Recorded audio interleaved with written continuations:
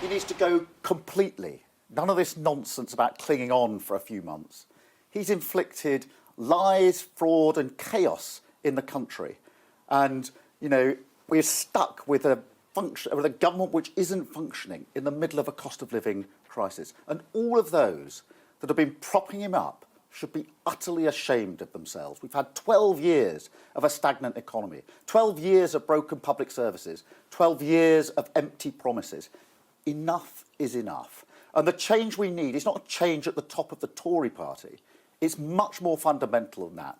We need a change of government and a fresh start for Britain. It doesn't look like he'll get a general election if he just swaps leaders. He needs to go. He can't cling on in this way. His own party have finally concluded that he's unfit to be Prime Minister. They can't now inflict him on the country for the next few months. It's obvious he's unfit to be Prime Minister. That's been blindingly obvious for a very, very long time. And if they don't get rid of him, then Labour will step up in the national interest and bring a vote of no confidence, because we can't go on with this Prime Minister clinging on for months and months to come. Wouldn't that unite the Conservative Party?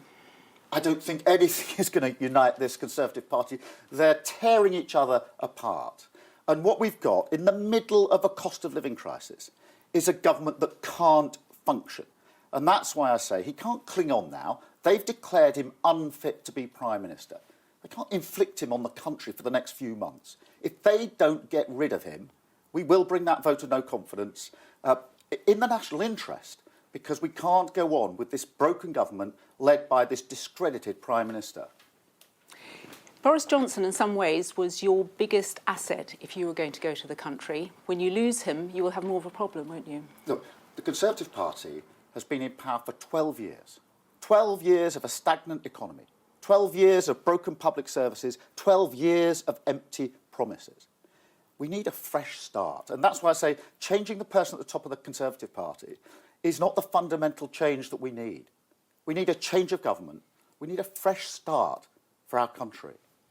But it doesn't look like you will get the general election you would want now, does it? Well, we need fundamental... The country's crying out for change. We've been stuck with a government that's not been functioning in the middle of a cost of living crisis. And now changing the person at the top of the Conservative Party is not going to make any difference whatsoever. People want change, a fresh start for Britain. And that means we need a change of government. We need a Labour government. Is there nobody that you would rate as a good opponent? Someone will be in against you? For me, this isn't a question about who leads the Conservative Party. It's much more fundamental than that. They've been in power for 12 years of empty promises, broken promises, a stagnant economy, wages very, very low, inflation and prices through the roof. We need fundamental change. We need a fresh start for Britain. We need a change of government. We need a Labour government. Lastly, I just want to ask you, given what you say about the government, you haven't cut through as you might want to. How can you do something about that now? We've come from a general election in 2019 where we did very badly, to local elections this year where we made considerable ground, and a by-election win 2 weeks ago today in Wakefield with a huge swing to the Labour Party. So we're on track, and that's why we say the change we need is a change of government, a Labour government. We're ready for that. Thank you, Mr. Starmer. Thank you.